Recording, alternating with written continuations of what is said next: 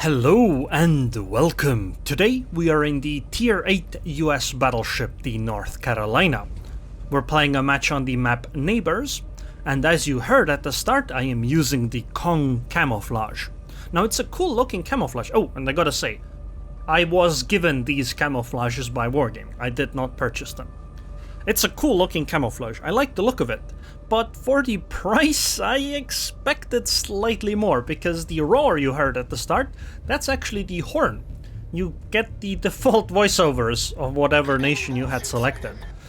You don't hear any kind of gorilla sounds or Godzilla sounds or anything like that with these, at least as far as I can tell. And while you are in port, there is a Kong standing on the deck of the ship. He isn't there in battle, unfortunately. And because of that, I don't know, it looks a bit lackluster to me. Because you're still playing the regular North Carolina.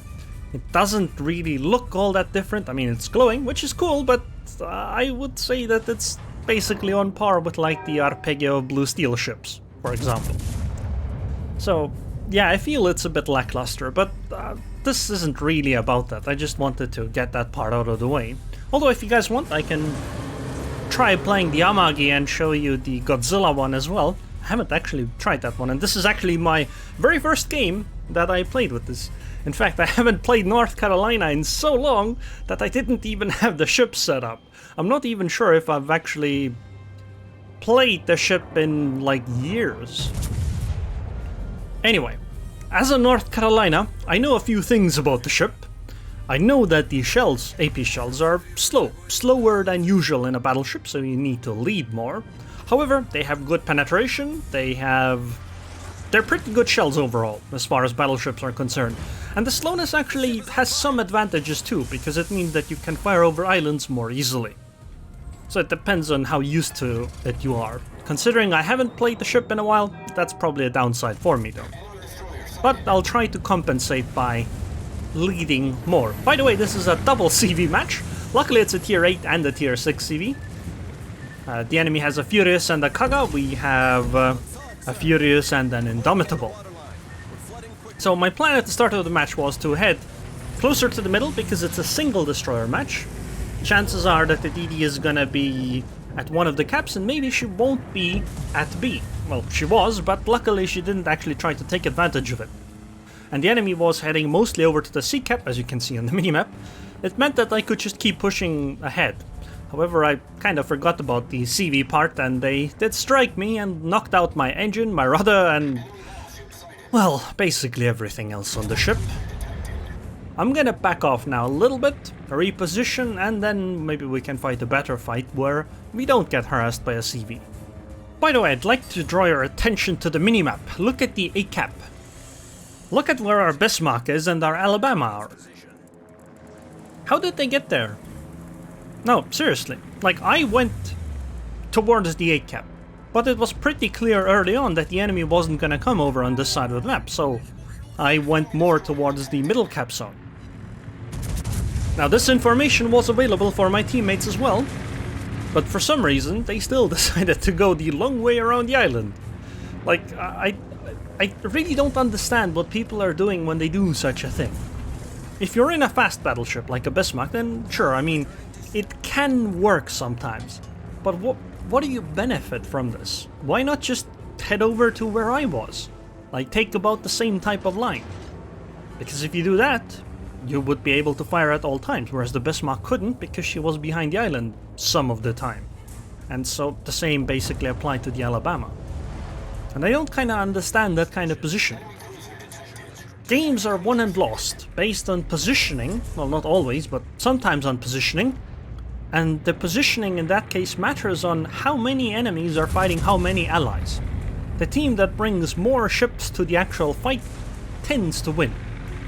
So if you have some ships that take a really long path around the map where they block their own shots while they go around islands, then usually that means you're fighting with fewer ships than the enemy is, and therefore it puts your team at a disadvantage. This is why on north, for example, you don't want ships going to the old D cap around those big islands, because they usually block themselves from actually being useful for a few minutes. But enough of the complaining, it's not actually that bad in this match, because we've taken out one of the enemy cities, and we are in position to defend the big cap really well. Oh, and we're gonna take out their only destroyer in a moment too, so we should be in a very good position. Wait, did I lead too much? Nope, just enough. Enemy destroyer blown up. Goodbye, Navy. So, next up, I'm gonna turn away and start kiting back, because I'm guessing that Bismarck and Massachusetts are gonna push. And Massachusetts and Bismarck both have secondaries that are really effective at long range, which means that I do not wish to be anywhere near them when, you know, the actual combat starts, because they simply win, or at least be an advantageous position when that happens. So, what did you do, Dallas? Why did you have to go and die over there? I needed your help. I was hoping I could do the same thing to the enemy Zara, but unfortunately I only got over penetration. Somebody else will have to finish her. But I'm gonna have to kite backwards. Because actually I should already be in secondary range of that Massachusetts. But for some reason, maybe the Massachusetts doesn't have secondary range of some kind? That's good for me, but I was risking it by staying a bit this close. But I mean, as long as I can just kite backwards, it'll be fine. Hopefully. Jesus, that was 11k. And I am actually angled. Damn. Oh, casually triple fires and he still keeps pushing on me. I don't know what he's doing, but that's a really bad move what he's doing here.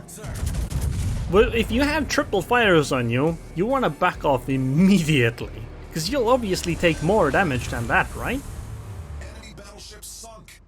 And, well, his game was cut short because of it. Maybe he thought he was dead anyway, so it didn't really matter as much to him, but still, if you get triple fire and you can't put it out,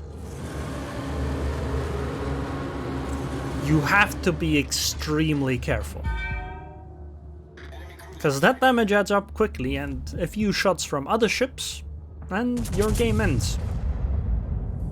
So we're in a 9 versus 6. We're in a pretty commanding position, and we are all in position to actually defend, or at least prevent the enemy from taking the big cap. So it's very difficult for the red team here.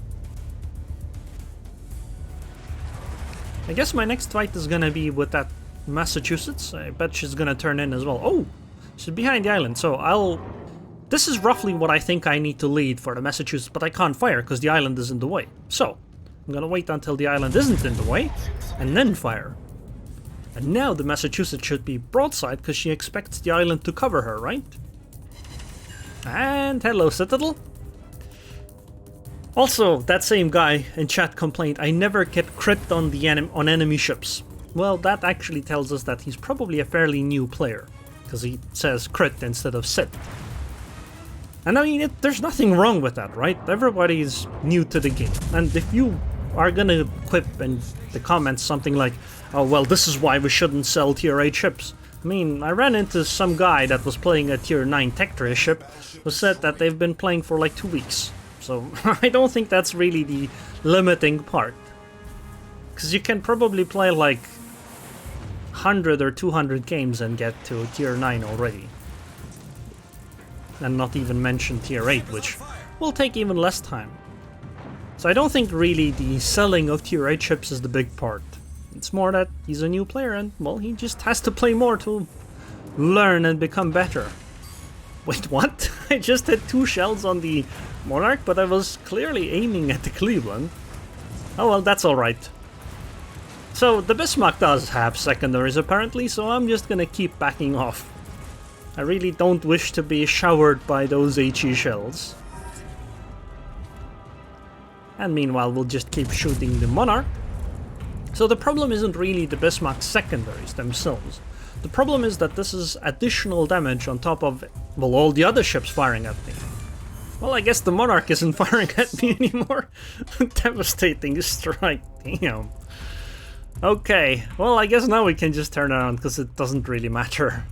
I don't think the Bismarck can bring enough firepower to bear alone to easily take me out. Okay, let's see how you turn, Cleveland.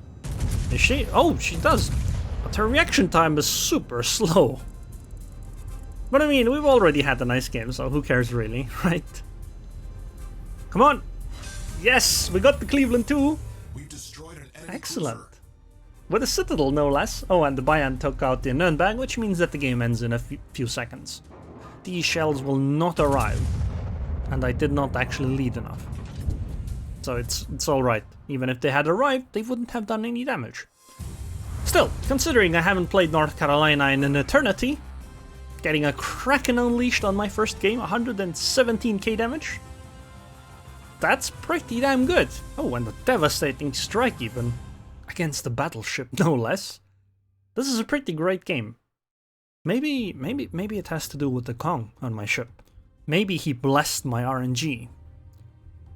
1955 base XP, I was actually outdone by an Amagi. I bet he had Godzilla to bless his RNG.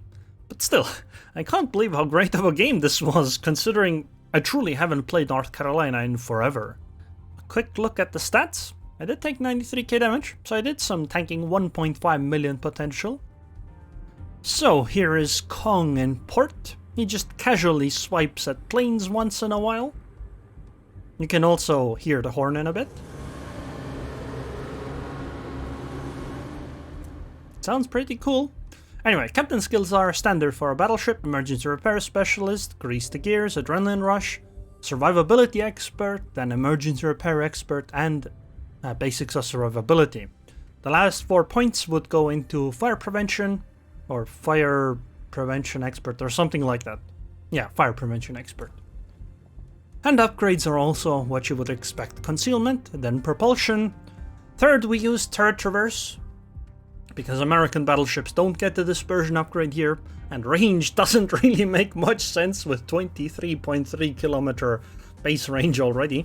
Then damage control and main arms modification 1. I mean, you could go for a fighter plane if you really wanted, instead of the spotting aircraft, but I don't think it makes sense. One more look at Kong and the camo. So anyways, I hope you guys enjoyed this video. I would like to thank the patrons on Patreon. Thank you very much for your continued support, and I hope I'll see you guys next time.